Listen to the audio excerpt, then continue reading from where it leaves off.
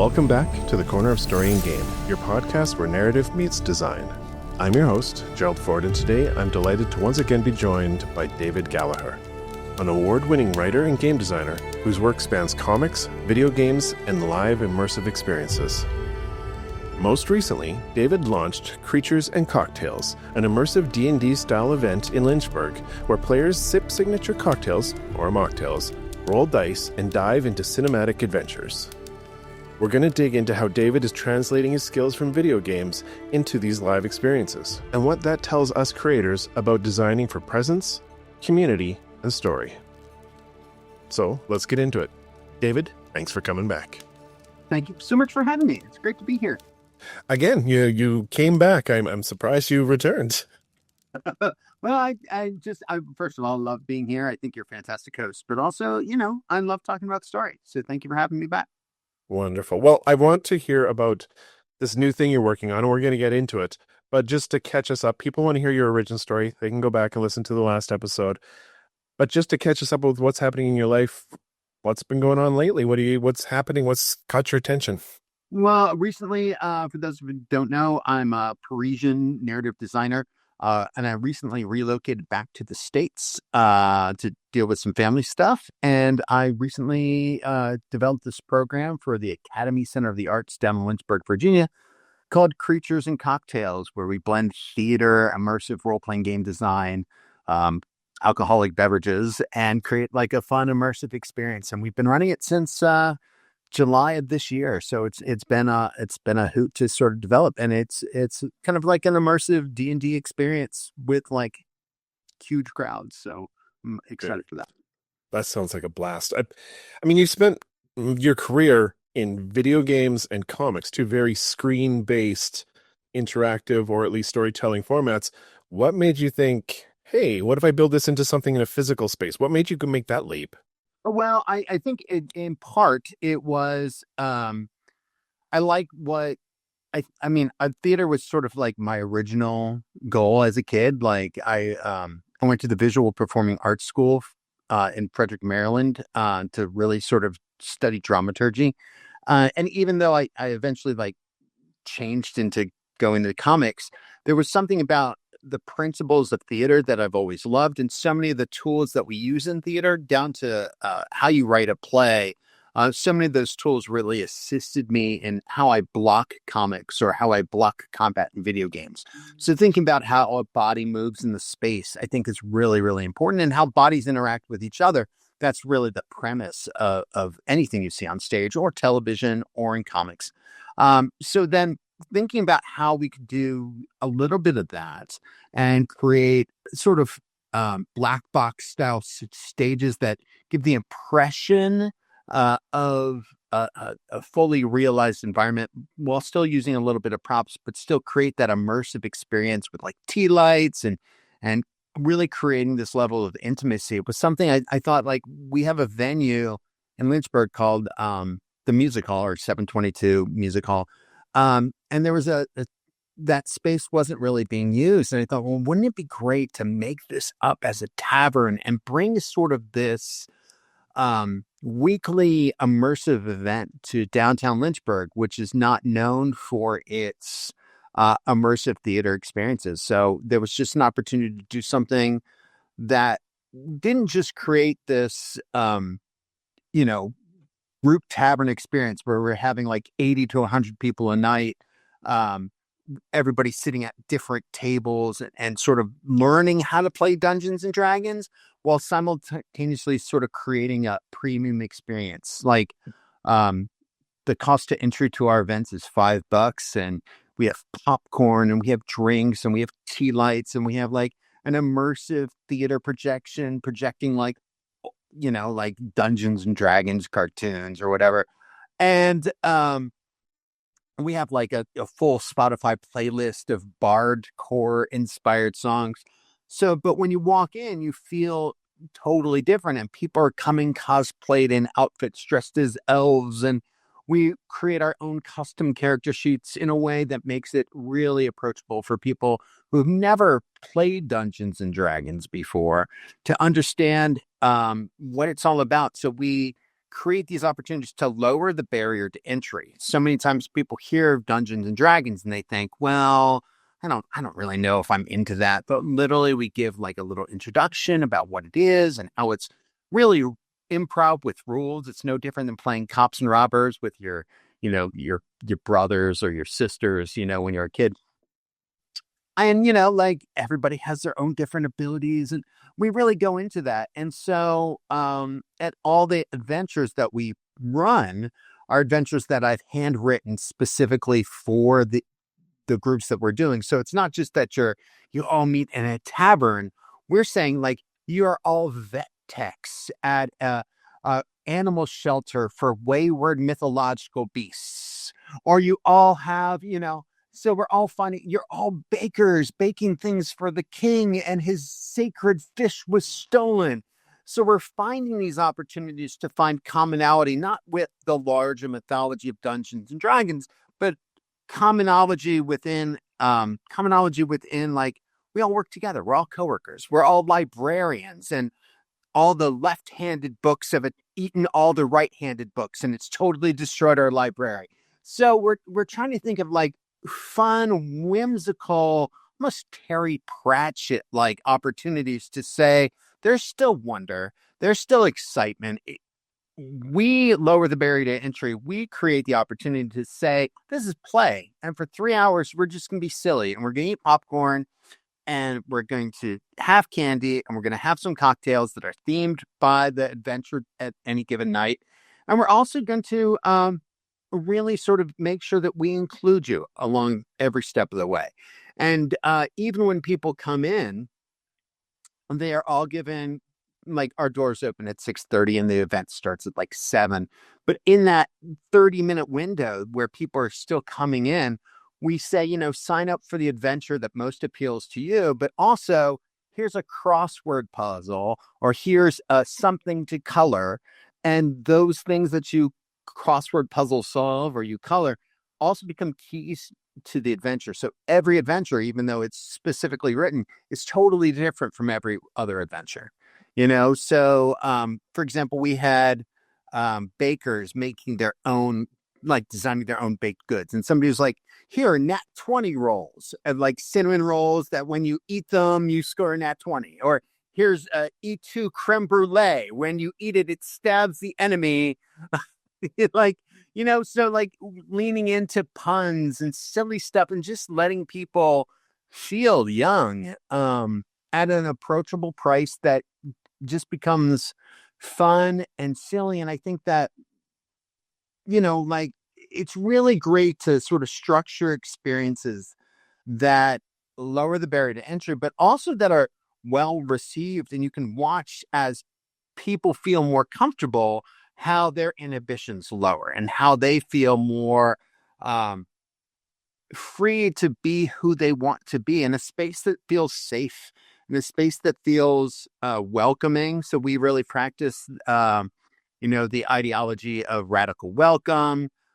We also really try to greet our guests. There's a great Will Guidara book called Unreasonable Hospitality that really talks about how creating, like we're now in a service-based economy, right? So how is it that we provide a service to our guests in a way that makes it feel not like a one-size-fits-all philosophy, but like a one-fits-one philosophy. So if you've never played before, we can meet with you and say, well, let's find a character that works for you. Let's find an adventure that works for you.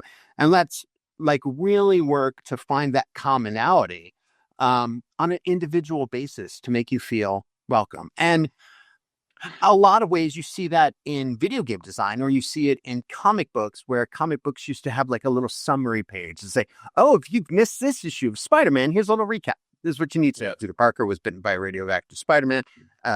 He wasn't bitten by a radioactive Spider-Man. He was bitten by a radioactive spider, became Spider-Man. And, you get a little recap, or with video games, you get a little tutorial that says, in the beginning, Gollum, and Lord Sauron, and whatever it is. So that it's that same ideology, is that what is the ramp up?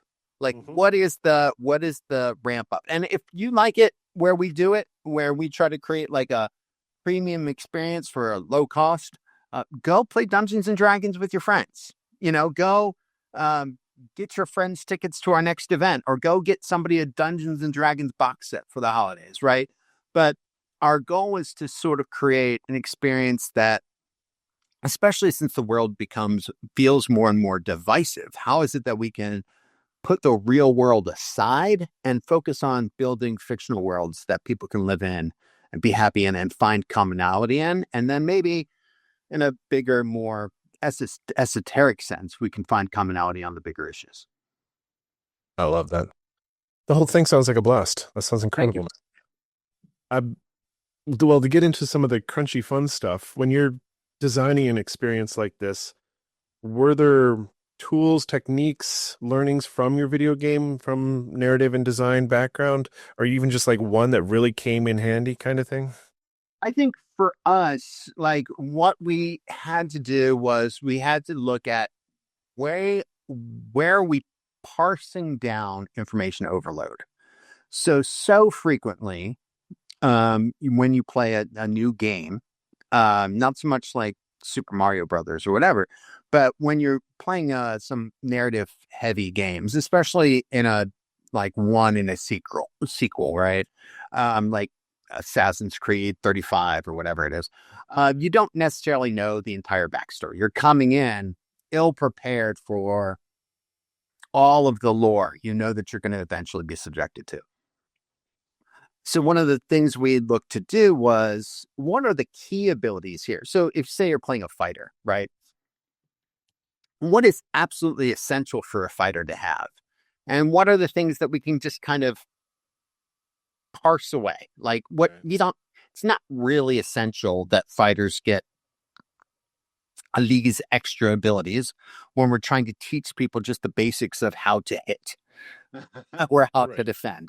I don't, yeah, you can move an extra 5 feet with this feat. Like, is that really important, or can we just kind of sidestep that?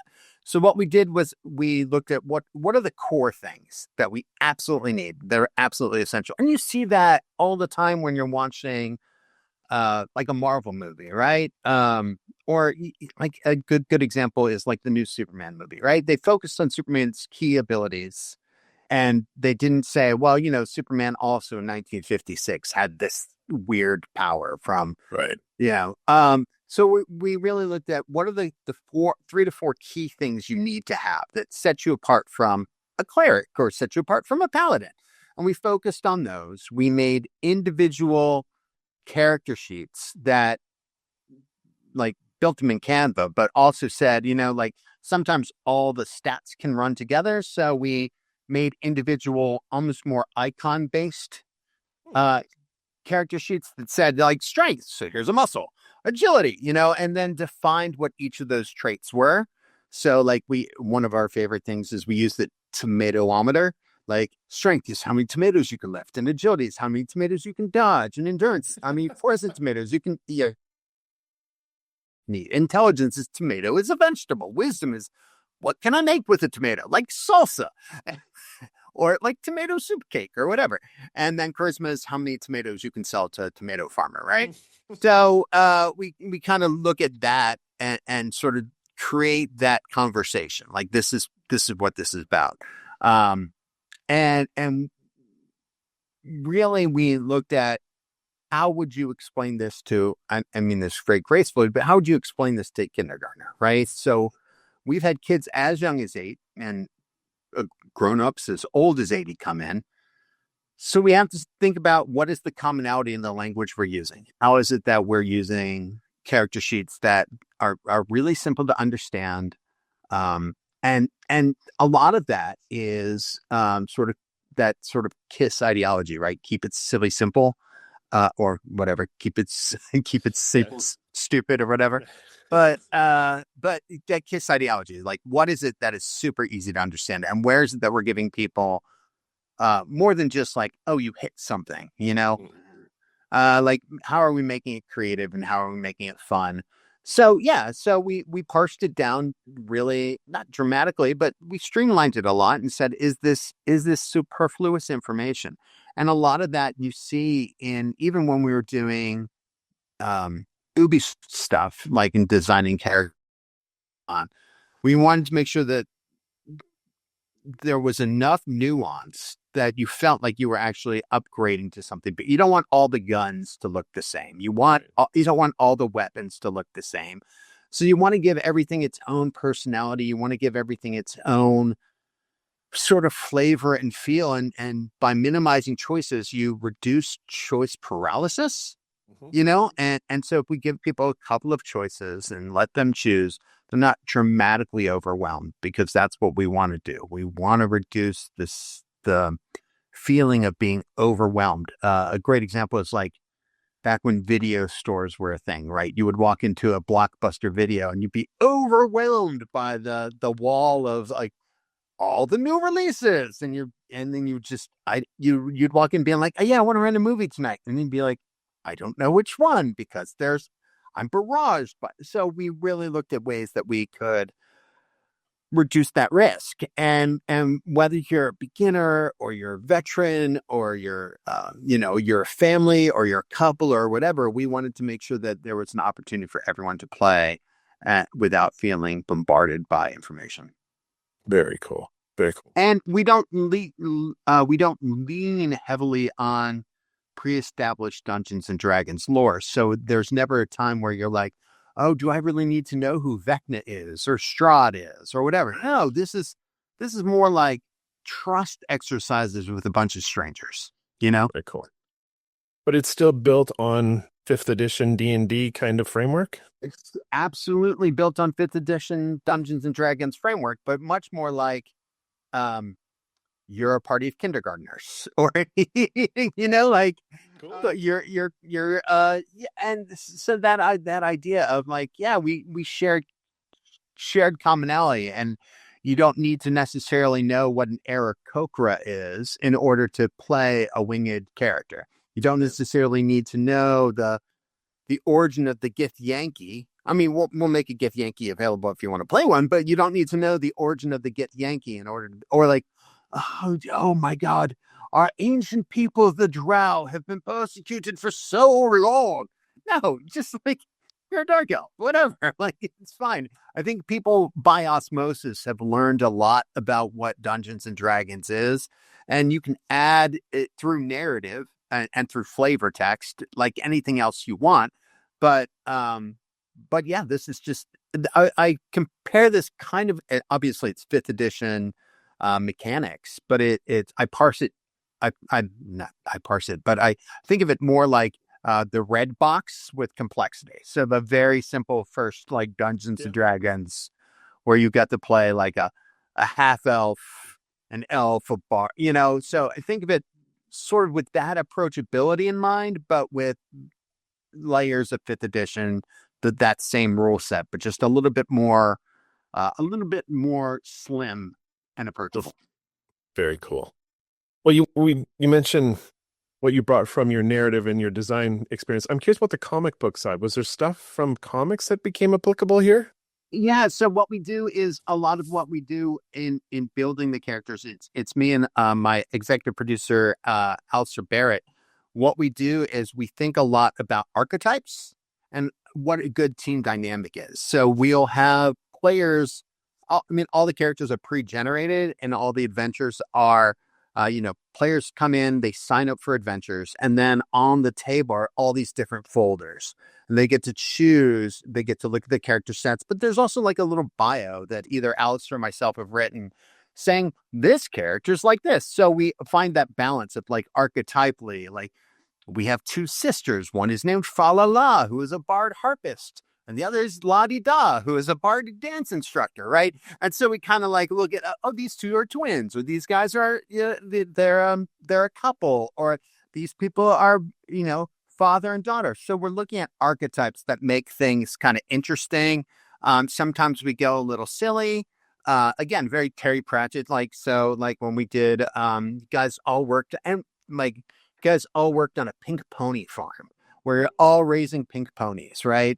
And there's a baby unicorn that is all black that is born to one of your horses, and its existence is robbing the color out of your pink pony farm.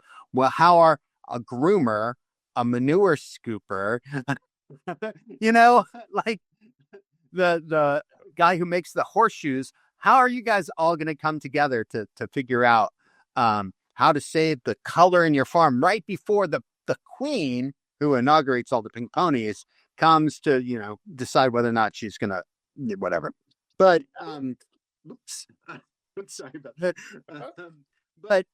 So it's more like thinking about creativity, but thinking about archetypes and thinking about how personalities work together in unison to create something remarkable and fun and silly. You don't want an oops all Wolverine party. I mean, that could be fun, but that doesn't necessarily make for varying people's play styles. So we give guests, when they come in, agency in choosing the kind of character they want to play. And we give them like little personality bios saying like, hey, like this is what you could do. This is what you can do. This is the personality we have. So we have and we've been running this often enough where our guests now know what kind of players might be at a table. They're like, oh, is this old man Marrowbone? Or, or is it, or is this fa la la? And so they guests have found like their own favorite players and like, oh, I didn't get to be this one this week. Well, I want to be old man Marrowbone next week, So there's a lot of silliness that comes from people seeing and inhabiting characters that maybe their friend played last time, so that to me is a lot of fun, and that I think makes the experience better. But I think that a lot of it comes from, even the teams that we built in like the X-Men or the Avengers or the Justice League being like, okay, well, this is our fast guy and this is our space guy and this is our fish guy, so yeah, a lot of those team dynamics and making sure that it's playable, but without one person being like the Superman of the group. I mean, maybe as a moral center, but you want to make sure that everybody has an opportunity to shine and every player has their own hero moment. So even in designing the powers and the abilities, making sure that there's one puzzle that only this person can unlock. Or one, you need to jump over a fence. Well, one person has that ability to save the team, So finding those opportunities there is a lot of fun. And even down to like building the puzzles, like sometimes, like I said, we have puzzles available before the people play, and not just knowing the play styles of the characters themselves, but also knowing the play styles of our guests and making sure that we have some guests who love puzzles. So we have like created props that are old newspapers that there's an acrostic inside that the first letter of every sentence forms who the villain might be or informs what the plot might be. So, like those sorts of things are a lot of fun. Very cool. It sounds like you guys come up with a lot of creative ways to turn it from just sitting around playing into an actual immersive experience, like building beats into the narrative using the system. That's brilliant. I love that. That takes it to a whole nother level. That's so cool. Yeah, thank you. And I think that I think is a lot of fun for people. Like it's not quite the caliber of a how to host a murder mystery party, but it's that same level of we take everybody and we want to make sure that everyone feels that they have the ability to get up to speed and learn about Dungeons and Dragons while also not feeling burdened by the cost, because there are other places in just in town here where it's $18 to play for 3 hours per person. And that feels like a unnecessary burden on people's wallets in a time that is a little bit economically unstable for some. Because if I'm spending $100 a month versus $20 a month, that is a difference. Yeah. This sounds like something that you would have a community grow up around it. Is there this developing group of people that are always coming back and talking? And yeah, so on any given night, we'll have up to 80 people, and we definitely have like our house GMs who absolutely love running adventures and have been given freedom, even though I write all the adventures and send them to them. They've been given freedom to adapt them to their table and stuff like that. So they feel more emotionally invested because they feel like they get to shape the narrative a little bit more, which is great. And then we absolutely have players who come in and not just like play it and dress up and whatever, but we also have them like they actually help us clean up when we're done. They're like don't just police their own messes, but they help fold the tables and put the tablecloths away and put the props away. And that I think is a really devoted community, one that is wants this event to continue, week in and week out. So I think that's a lot of fun. And I think that going back to like what you were talking about something that I learned in games is the motivation to play these things isn't just the reward for the game itself. It's also the social reward of watching people laugh at your jokes. Yes. Building friends. So it's not just like pacing or clarity or streamlining things and reducing information overload. It's not just the intrinsic motivation of, oh, my character did this thing. It's also like watching everyone at the table clap for you when you score nat 20. That's something that like I don't get when I'm playing Curse of the Azure Bonds at home or playing Baldur's Gate 3 at home, and those are great games, um but the reward system, the intrinsic versus extrinsic reward, the thing that keeps you coming back week in and week out, or those bigger social bonds you feel sharing a cocktail with somebody or bucket of popcorn with somebody. Do you intentionally try and design moments into the adventures that'll allow for that kind of social reward? Yeah. Oh, absolutely. So I think that part of it is absolutely like the getting to choose your own ending. like, so in a way, I tell people it's almost like a collaborative choose your own adventure book with dice. Like getting to choose those rewards where it feels like the players have agency to shape the ending. I think is really critical. Like we had one of our recent adventures was, and I didn't expect this at all, but it was about two couples a couple that if they got married would end all wars and disagreements everywhere around the world. Oof. And they're like, oh, that's cool. We want to end war. And I'm like, oh no, but they didn't want to get married. And so the couple was like, oh, we don't like arranged marriage. We don't want to get married. But the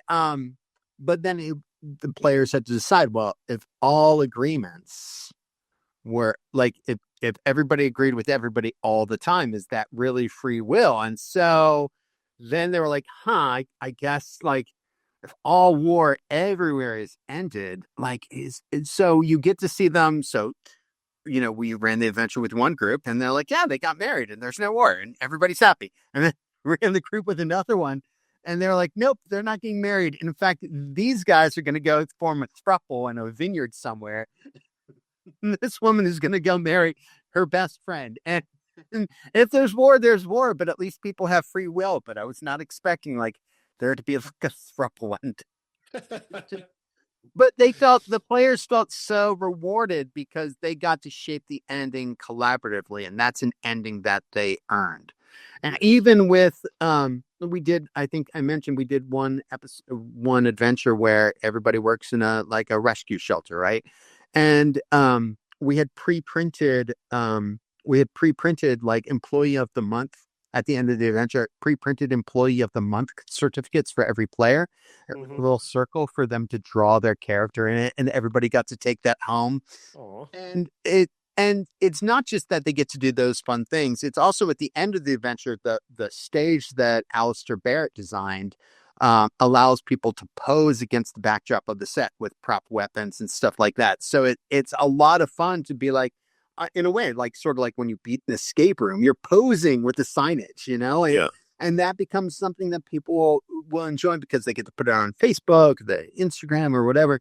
But it becomes a lot of fun for them too because they get to say this is a thing that we did, and that's great. And people that I wouldn't have ever expected to have played Dungeons and Dragons are playing, and that to me is like pharmacists. And there was a guy who came from a funeral home in his suit and tie. He's like, I didn't want to miss Dungeons and Dragons, and it didn't have time to change. And I was like, wow, that is dedication. He probably needed the game at that point in his day.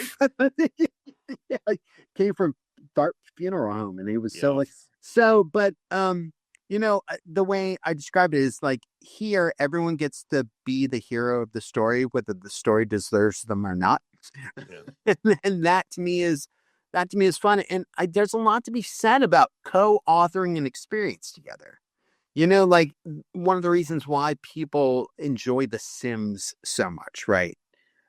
Is that they get to co-author that experience. And if we are working with them and guiding them on ways to create successful outcomes, it might not be the outcome we want, but is it a successful outcome? Um, they're going to be more inclined to want to come back and play, not just with us, but with other places. And that I think is really important as we find games and comics and movies more entrenched in um, remining their old IPs over and over and over again. We do end up accidentally creating these gates that are inapproachable. I love the Marvel movies, but 32 movies in, Mm, it's difficult to find a good jumping on point. yeah. Oh, you're going to have to watch. So sorry, you're going to have to watch 30 films and 8 TV series and in order to get the gist. And that feels like, oh, we're going to play Dragonlance. You need to read the entire Dragonlance Chronicles before you can even play it. That feels like a lot. Right. Something came to mind out of all that. It's for a tabletop game designer, somebody building an adventure, a module, whatever, or even just a homebrew. There already is a challenge of I have somebody at my table who's been playing for 40 years. I have somebody who just started, and I want to create something that they can both play. That's got to be even harder in your situation to make something that's for the person just coming in who's never played before. And then you probably got old, grog nerds, as we used to call ourselves, sitting down at the table looking for a game. How do you make it so it fits both? Or can you? Well, I think you can. I usually think very high concept. So I think like what is a concept all of us can get behind? Like Right. and so that's where the approachability is. Like a few years back, my collaborator Steve Ellis, we had done just tons of comics together. He had wanted to do a Call of Cthulhu camp, Oh, right? And he was like, I cool. don't know what the gist of my Call of Cthulhu camp is going to be. I have 32 players. And I said, well, 32 players, a weekend of playing Call of Cthulhu. I said, what I would do is I would do like a reading of a will, and everyone has to stay in this haunted house until everyone has to stay at this haunted house until uh, last person standing gets the inheritance. And he said, that's a great idea, but you're looking for commonality. So like your best friend is giving birth, or your friends are getting married, or, like you're all graduating from wizard school. Like you find commonality and make it a really high concept idea. Like everybody is given elf on the shelf for their kids, but the elf on the shelf is really a larval state for Krampus kidnapping kids from their beds. Like what is it that is what is the high concept that you can sort of say, okay, well, this is my high concept. How can we build around this? And that I think that for me is the gist is like, what is it that is universal that plays on fear or joy or celebration, saying, well, there's funeral, there's everybody dies. There's a funeral for your best friend. Right. You guys are all speaking at that funeral, and suddenly a hand comes out from the grave. Oh, that's so playing on those fears and thinking about, well, what if the monsters on the bed are real? I mean, it's no different than thinking a high concept story for like a Pixar movie, right? Where Right. the toys were alive and they became best friends. So but it's that same idea, is how is it that we find commonality? How is it that we say, like, yeah, you might have been playing for 40 years, which we've had, but and you might have been playing for the first time, but if we can say that we are all coming in as equals, and you're a baker and you're a dwarven sommelier, we're, you were trying to serve the king breakfast, right? And there are no eggs. Well, now we're on a hunt for eggs, like golden eggs or whatever.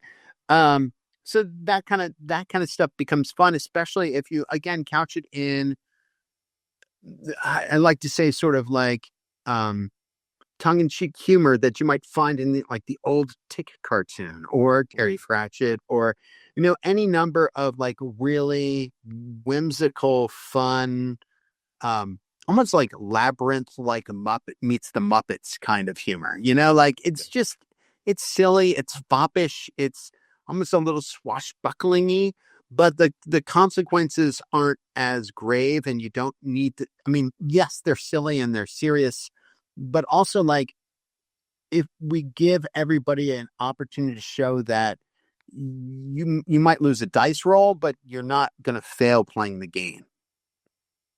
You know, I like we want to minimize the risk of failure and the severity of that.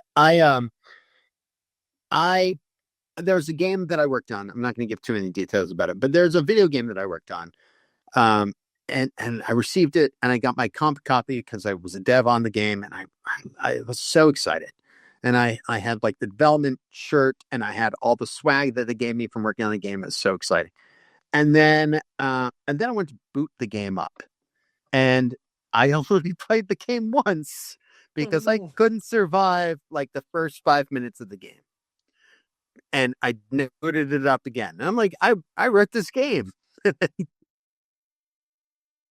and so like I'm not incentivized to play a game where I constantly feel like there's no chance of success if I'm not a lifetime gamer, right? So we minimize that. And I'm really big into just the games I work on at Talisman as my full-time day job is, thinking about self-determination theory. How are we giving people mastery and autonomy and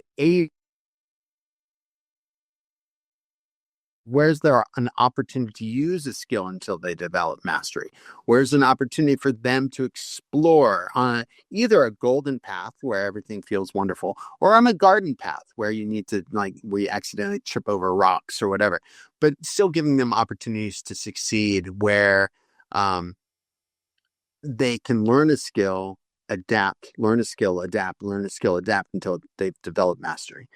And those are the things that are really important to me is making sure that we're balancing tension and danger and suspense, but also again giving people positive outcomes. this. I don't want people to come out of Creatures and Cocktails, which is supposed to be this almost like uh premium, like a little posh elegance to playing Dungeons and Dragons. And I don't want them to come back and like, my character died. I don't think I'm ever going to come back. Like, oh well, that is a mistake on our end. Like like I said, I really do lean a lot on the principles of Will Guidara, who is a restaurateur. And I don't know if you know the story of Will Guidara, I but don't. he was the 50th best. He had the 50th best restaurant in the world called 11 Madison Avenue. It's the 50th best restaurant in the world, but he really wanted to be number one. So it took him and his entire crew to the best restaurant in the world. And they had a great time, and all the food was impeccable, and the service was immaculate. Um, but when it came to like ordering beer, they only had like two or three beers. And then when it came to coffee, they just had standard drip coffee. So when they came back, when Will brought his entire team back, he said, okay, well, don't you know what they did well? I know what they did well. Tell me what they didn't do. And he said, well, they had small selection of beers and they had drip, just single drip coffee. And he said, well, you are our beer sommelier, and you're our coffee sommelier, and your jobs will be to order and curate these things. And by offering something that other people didn't, they became number one restaurant the next year. And then he wrote a book about it called Unreasonable Hospitality. And there's a lot of other things he did there. Um, Running 11 Madison Avenue with his program he called the Dreamweavers, like making sure that people felt seen. Every guest felt seen. So, for example, um, they had a table of people who loved everything about New York, but they had never had a New York hot dog, and they said this whole experience would be complete if we had a New York hot dog. So he and his team went to a New York hot dog vendor and then prepped up a New York hot dog on a fancy plate and just comped it to them, being like, "Hey, like this is how we deliver on exceptional experience. It's not just exceptional experience; it's unreasonable experience." And you can play Dungeons and Dragons anywhere. You can play Dungeons and Dragons in your mom's basement. You could go, to your local comic book store. And those are all great opportunities. But Creatures and Cocktails, you can only play at the Academy Center of the Arts. And so, and here we'll give you the tea lights, we'll give you the intimacy, we'll give you the candles, we'll give you the stage, and we'll give you, opportunity to get popcorn and cocktails and a premium immersive experience. And that's what set us apart. Like you can do it, you can do anything you want, and we'll give you the tools to learn if you've never played before. And everybody does things differently, but if you want to play Creatures and Cocktails, you play it here. Nice. But that's you hit a bunch of my questions all on your own. I didn't even have to ask them. I think wow. And there's so much good advice in there. I want to bring the core topic to a close here. We got some fun stuff to do still, of course, but I guess to bring it to a close, I do like to try and find, is there a piece of advice that you would give to somebody working in narrative in digital or working on tabletop? Is there something that from this experience that you could share to the next generation that has value? Yes, I think it's really important. I love working in games and I love working in comics. Um, but I think there's something really important about building a community of core values and shared experiences. We have two rules for Creatures and Cocktails, which is be cool and don't be a jerk. Those are Good be rules. cool and don't be a jerk. And being a jerk means don't practice any of the isms, the racism, the sexism, etc. So, Yep.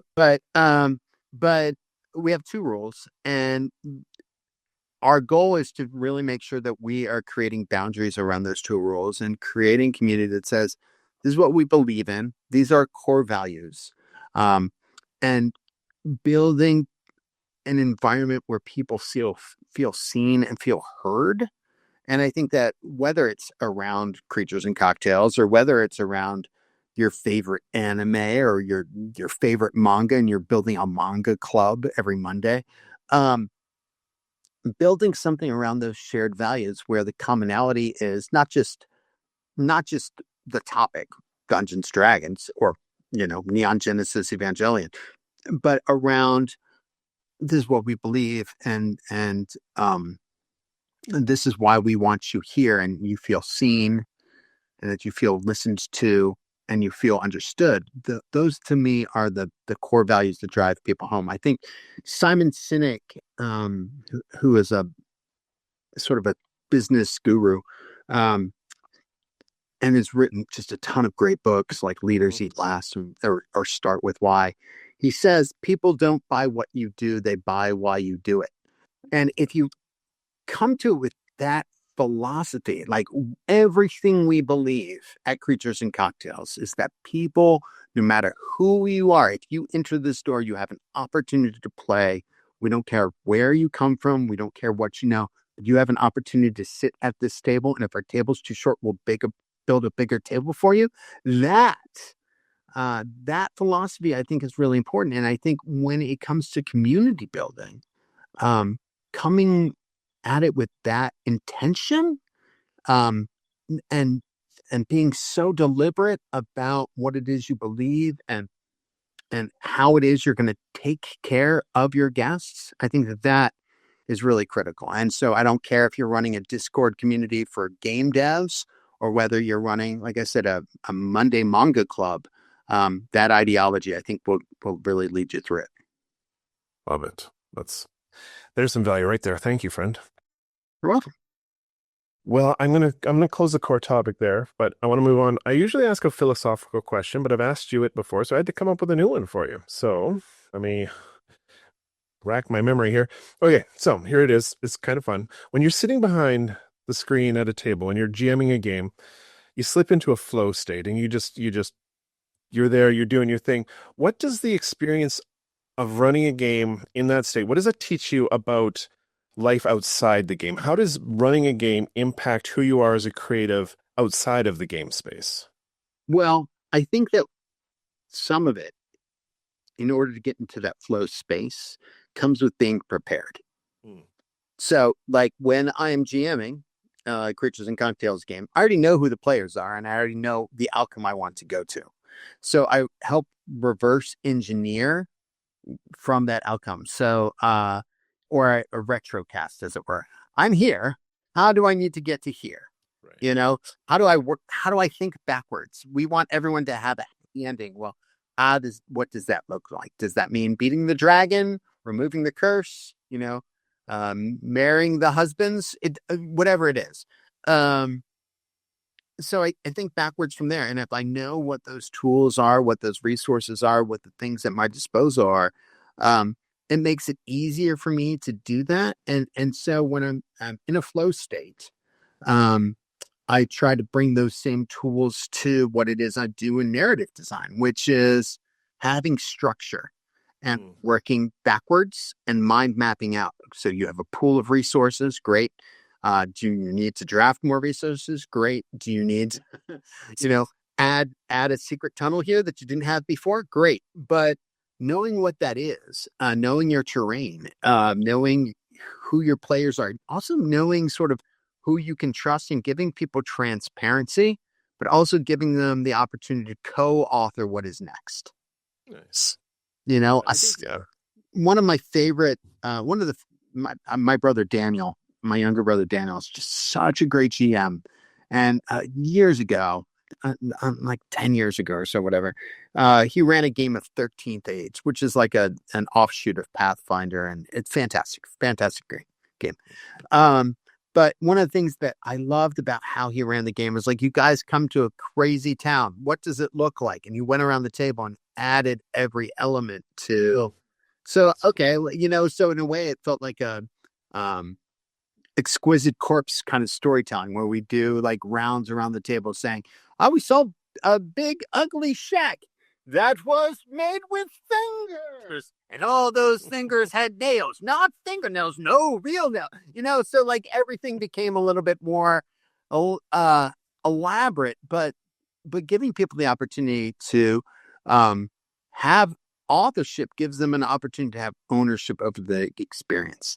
I don't want to tell people a story. I want people to share a story together. And that's the difference. It's the difference between having somebody tell you about their favorite episode of Doctor Who versus somebody telling you about their favorite episode of Doctor Who in a campfire where everybody is collaborating and oohing and eyeing. And that's what I really want to do, is create a shared campfire experience where everyone feels they get to tell their own portion of the story. That's brilliant. I want to do that now. I'm going to come down there. Good. We'll give it tickets. Yeah. Not the plane tickets. No, we'll figure it out. Or we'll come up there. We're there you tour. We're going to go to Prince Edward's PEI to do a Creatures and Cocktails in April. So we can swing by. Other side of the country. We'll swing by the other side of the country. No problem. Right on. Well, I appreciate that. All right, my friend, we're going to start heading for the door. I do like to open up space for signal boosting, of course. Obviously, we know what you're working on, so why don't you hit me one more time with the Cole's Note pitch of what is Creatures and Cocktails and why people should check it out in the area. Creatures and Cocktails is a storytelling speakeasy sponsored by the Academy Center of the Arts in Lynchburg, Virginia. People can find it at creaturesandcocktails.com. And you can also find us on the Instagram and the Facebook. Wonderful. That's it, my friend. I'm going to push you out the door. But all right. Okay. Is there something else you wanted to hit that I missed? No. It's You just don't want to go? I don't want to go. It's kind of like a guest that has stayed too long for Thanksgiving. You don't have to go home, but you can't stay here. Girl, no, that's not it at all. I want to save stuff so that I have an excuse to bring you back. Thank you. That's perfect. I love it. Thank you so much for having me. Appreciate it. Of course. I've fallen into this habit of giving the guest the last word. So while you head out the door, Do you have any parting words of wisdom? It could be, again, life. It could be craft. It could be a drink recipe. Just something to take us out. I think that if I had any parting words, it's just find your people and tell great stories with them. And that wraps up another episode of the Corner of Story and Game. David, thank you for taking us behind the scenes on Creatures and Cocktails and showing us how immersive play can change the way we think about story, systems, and community. And to you, dear listener, as always, thank you for taking your seat at the table. If today's episode sparked something, hey, maybe share it with a friend, colleague, coworker, because the best experiences start when somebody says, yeah, I'll play. Until next time, keep telling stories, playing games, and creating worlds worth getting lost in. Stay safe out there, Wanderer. Your chair will be ready by the fire the next time you stop in at the Corner of Story and Game.